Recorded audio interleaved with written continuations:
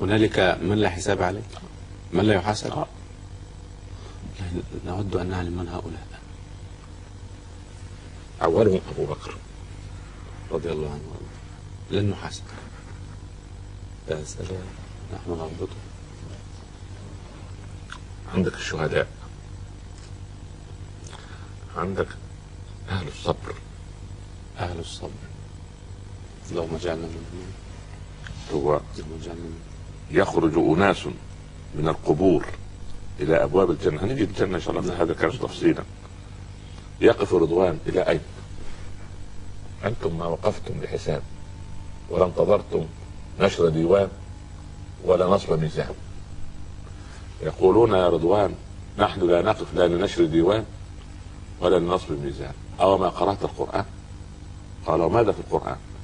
يقولون قال ربنا إنما يوفى الصابرون أجرهم غير حساب. قال كيف كان صبركم؟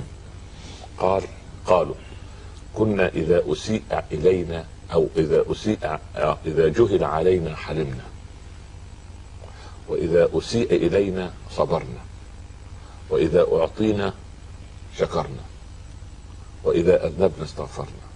قال ادخلوا الجنة لا خوف عليكم ولا أنتم تحزنون.